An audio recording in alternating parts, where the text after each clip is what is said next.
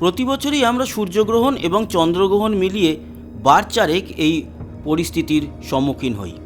আর এবছরও সেই ঘটনা অবশ্যই ঘটবে।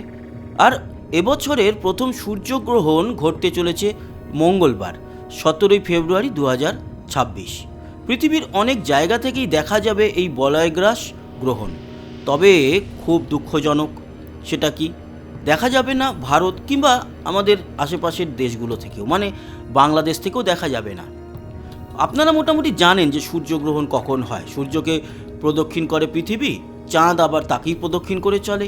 এই অনবরত ঘূর্ণনের ফলে কখনো কখনো চাঁদ, সূর্য এবং পৃথিবী একই সরল রেখায় চলে আসে, তখন হয় গ্রহণ।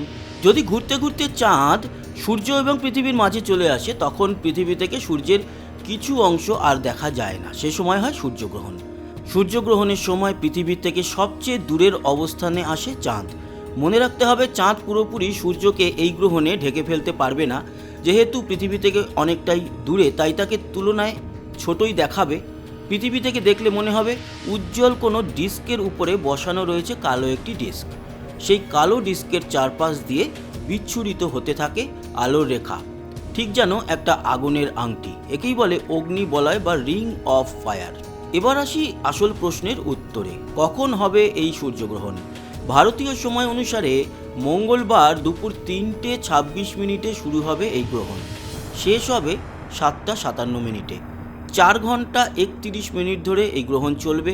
ভারতীয় সময় বিকেল 5:42 গ্রহণ হবে সর্বাধিক, মানে পিক টাইম। সূর্যের চারপাশে সেই অগ্নি বলয় দেখা যাবে 2 মিনিট 20 সেকেন্ড ধরে। আর শুরুতেই বলেছিলাম, ভারত থেকে কি দেখা যাবে? না, দেখা যাবে না। তাহলে কোথা থেকে দেখা যাবে? ভারত থেকে এই সূর্যগ্রহণ দেখা যাবে না, কারণ গ্রহণ যখন শুরু হবে তখন ভারতে তা দিগন্ত রেখার নিচে নেমে যাবে।